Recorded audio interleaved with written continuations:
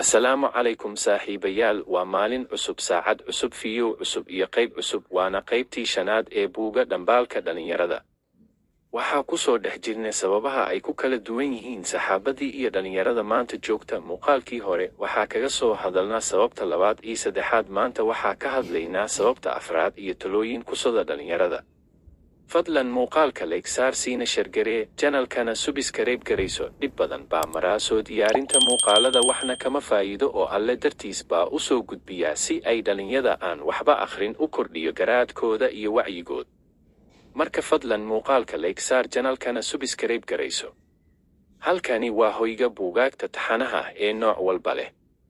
fadlan waxa aan kaa codsanayaa in aad channelka subscribe garayso. Halkan waxaa joogto ugu soo gudbinaa buugaaga xiriir ah oo aan halbogna laga boodayn. Dadka qaar waxa ay dhageystaan soo koobida buugta, laakiin malaha wax faa'iido ah. Buug la soo koobay buuga aad halkan ka dhageysatay waxa ugu xisaabtamaysaa in aad akhrisay oo kale marka joogtayso barteena YouTube ee ogaalside.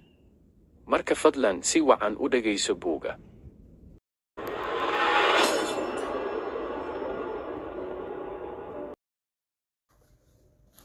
dhegaysi wacan. Sababta afraad, baraha bulshada. Kaalinta ay warbaahintu ku leedahay qiyamka, dhaqanka iyo fikirka dhalinyarada waa kaalin aad u weyn. Haddii aynu ku sheegnay barbaarintu in ay ka mid tahay labada garab, baraha bulshaduna waa labada garab ee saamaynta ku leh dhalinyarada. Mid ka mid ah waa mid ka mid waxyaabaha isbeddelka ku sameeyey dhalinyarada Islaamka. Waxaa lagu soo baahiyaa fariimo saamayn ku leh dhalinyarada. Warbaahinta aan ka hadlayaa maaha warbaahinta reer galbeedka iyo mida reer bariga toona, ee waa barbaahinta dhulalka Islaamka.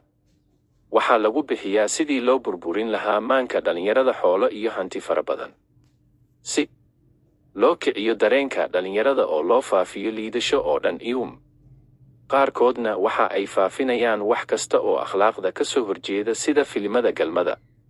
Waxaana looga gol leeyahay in lagu burburiyo oo lagu dilo dhaqan iyo qiyamka toosan, ilaa aynu gaadhnay in aan ka daawano tiifiyada guryaheena yaalla wax kasta oo ka fog akhlaaqda wanaagsan iyo qiyamka toosan.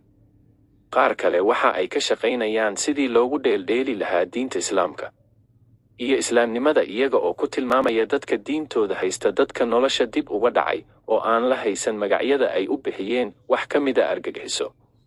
Sababta ay sidaa u leeyihiinna waa in ay yihiin dad ku dhaqma diintooda. Qaarkood waxa ay u sawirayaan dadka Islaamka diin nabadgeliyo in tahay, oo aanay lahayn dagaal iyo jihaad toona. Midaasi waa xaqiiq in ay tahay diin nabadgeliyo, laakiin maaha diinta Islaamku mid aan lahayn wax iska dhicin iyo in ay dadka marmarka qaar dagaal kula gorgortanto. Qaar ka mida waxa ay ka shaqaynayaan sidii ay dacaayad uga fidin lahaayeen taariikhda Islaamiga ah. Waxa ay ka dhigayaan taariikh ka samaysan dulmi iyo dagaal qudha oo aan lahayn wax wanaag ah, oo dadka taariikhda ku suntan yihiin dad qalqalafsan oo aan ahayn dad diirka naxa lahayn. Haddii ay doonaan in ay ka sheekeeyaan taariikhda qof Islaam ah, haddii ay dhinac ka ammaanaan, dhinaca kale ayay ka caayayaan. Waxaa jira kooxo inoo qurxiya waxqabad kasta oo uu sameeyo mid kasta oo munaafaq ah oo ummadda Islaamka qiyaama. Waxa aad arkaysaa oo aad dhagaysanaysaa ama akhrinaysaa boqolaal dhaleeceyn oo loo jeedinayo Islaamka oo lagu waji xumaynayo, midaas oo yoolka ka dambeeyaa tahay in la niyad jabiyo, lagu rido oo lagu burburiyo hanka iyo hadafka dhalinyarada. Awood iyo xeeladba Allah ayaa iska leh. Waxaas oo dhagar iyo dabin ah waxaa loo baahan yahay in ayna dhalinyaradu ku dhicin. Manaha markii koowaad ee ay dhacayso in sidii lagu samaynayo Islaamka. Haddii aad taariikhda akhrido waxa aad ku arkaysaa in ay weligeedba soo jirtay in Islaamka la dhaleeceeyo ilaa wakhtigii rasuulka sallallahu calayhi wasallam la soo diray, ilaa wakhtigii ka horreysay, ilaa hadda. Waxa uu ku guulaysanayaa qofka dhalinyarada ah in aanu ku saamoobin waxaas oo magac dilka Islaamka ah, iyo in uu isku dayo sidii uu wax uga qaban lahaa oo Islaamka u difaaci lahaa af iyo adinba, oo ishortaagi lahaa kuwa waxaas wada inta ay doonaan ha leekaadaane. Ogow, mid kasta oo ay saamayn ku yeelatay oo dhalinyarada Islaamka ka mid ah, ha ogaado waa imtixaan xagga Alle ka yimi oo lagu imtixaamayo mid ay saamayn ku yeelato Allah caasiyo iyo midka naftiisa xakameeya Allah adeeca ee imtixaanka ku dhaca. Waana midaas ujeedada. ka dambaysaa in Allah ku imtixaano dhalinyarada Islaamka. haddii aad naftaada ka adkaatay waad guulaysatay, haddii kale waad ku dhacday imtixaankaas ee dib ugu noqo naftaada. waxaa looga baahan yahay dhalinyarada ka run sheegay islaamnimadooda in ay iskaga dheeraadaan dagaalada lagu baahiyo waxyaabaha dila dhaqanka wanaagsan iyo akhlaaqda. wax diidayaa ma jiraan in aad gasho baraha bulshada oo aad dhinaca wanaagsan u adeegsato adiga oo ku soo gudbinaya wax adduunkana faa'iido leh, aakhirna aan lagu qabsanayn.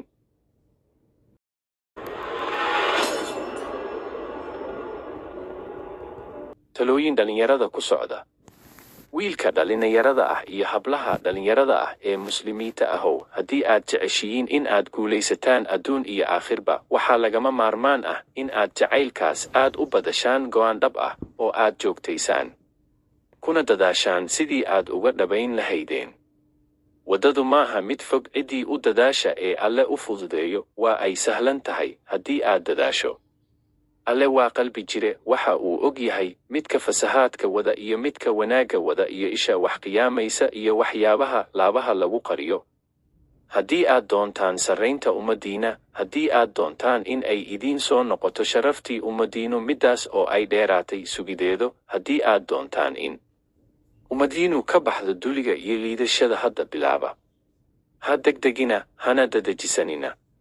hadda bilaaba, Alle waxa uu idiin furi doonaa iridaha naxariistiisa. waxa aan bixin doonaa 10 talo oo gaagaaban oo degdeg ah. waxa aad ogaataan in mid kastabana in ay u baahan tahay in buug gooniya laga qoro oo lagu faahfaahinayo. talada koowaad, ka bax macaasida. waxaa xaqiiq ah in arrinta ugu daran ay tahay in ay dhalinyaradu dhex quuseen macaasida. macaasidu waa arrin albaab aad u khatar badan. waxa ay kaga daran tahay insaanka yeyga dilaaga ah. haddii ay quluubta ka buuxsanto macaasidu, waxa ay ku sababtaa in uu qalalo oo ay daxalaysato laabtiisu. haddii la waaniyo waano ma qaadanayo, haddii lagu dul akhriyo waano ma qaadanayo, iskaba dhaaf xataa haddii quraan lagu akhriyo ma khushuucaayo. haddii uu arko arrin murugo leh ma murugoonayo, waxa aad moodaa in aanu arag. waxaas oo dhan waxa ay ka dhashaan in macaasida la dhex dabaasho. run ayuu sheegay rasuulkus markii uu lahaa, qofka muuminka ah marka uu dambaabo waxa ahaata qalbigiisa barmadow. haddii uu toobad kaano uu soo laabto oo uu Allah dembi dhaaf weydiisto waa laga tirtiraa. waana midda uu Allah quraanka ku sheegay. macaasida oo laga tago dhalinyaro waxaa lagu tilmaamaa acmaasha ugu fadliga badan. midka macaasida iska dhaafay ee aan quraanka akhriyin ayaa ka wanaagsan oo ka fadli badan midka macaasida dhex dabaalanaya ee haddana quraanka akhrinaya. waxa uu suubanuhu leeyahay, wixii aan idin diido iskaga taga, wixii aan idin farana ka sameeya intaad awoodaan. Cumar ibnu Khadaab waxa uu odhan jiray, waxa aan idinka dardaarmayaa in aydaan Alle caasiyin idinka oo ku jira jihaadka. macsiyada ugu darani waa adiga oo ku dadaalaya. macsida midaasi wax ay ku tusinaysaa in ay naftaadu fasahaadsan tahay. u degdeg sidii aad u hagaajin lahayd, haddii kale waxaa ku soo mari sannado iyo sannado idiga oo ku sugan sidaadii oo aan wax isbeddel ah samayn. waxaana aad ku socon waddadii aad ku socotay iyo mid ka sii liidata. dhalinyaro, waxa aad ogaataan in aad ka baxdaan oo aad go'aamsataan in aanad dib ugu laaban doonin. macaasida waxa ay nolosha kuu furaysaa baal cusub oo cad oo aad Alle la leedahay. Allah dembiga oo dhan waa dhaafaa, towbadana waa uu ka aqbalaa, addoomihiisa xumaantana waa ka dhafaa, waanu u soo dhowaadaa addoomihiisa u soo dhowaada. ku dadaal in aanad dib u dhigan towbada aad maanta awoodo. ilbiqsi dib ha u dhigan. naftu waa ay bixi kartaa wakhti kasta oo aad joogto. naftu waa bixi kartaa bixitaan bilaa soo noqosho ah, waxaana ay u tagi Rabbigii abuuray. dhimashadana dib looma dhigo. xaalad kasta oo aad ku sugan tahay waa aad geeriyoon kartaa. Allah waxa uu ammaanay kuwa markasba towbad keenaya. waxa ay towbad keenayaan iyaga oo dhow. yacnii iyaga oo aad ugu dhow dembigii ay galeen ayay islamarkaasba towbad keenayaan. addoonku dembigiisa wakhti badan ma sii haysto. waxa aad badisaa in aad Allah mar kasta ka barido in uu dembigaaga dhaafo oo uu ceebtaada asturo. Allah waa mid addoomihiisa u dhow, waxaana shaki ku jirin in uu baryadaa aqbalayo.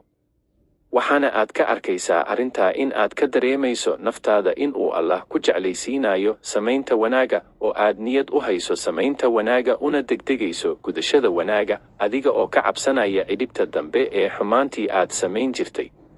haddii aad aragto adiga oo dhegaysanaya wanaaga oo dhegaysanaya qur-aanka iyo xadiiska suubanaha iscow alle u mahadceli mahadcelin badan adiga oo ugu mahadcelinaya in uu qalbigaaga toosiyey una degdeg in aad shaqaysato wanaag si aad naftaada wanaaga ugu xidhid. haddii aad arki weydo isbeddelkaasi baadh naftaada adiga oo ka baadhaya dembi qarsoon iyo mid muuqdaba.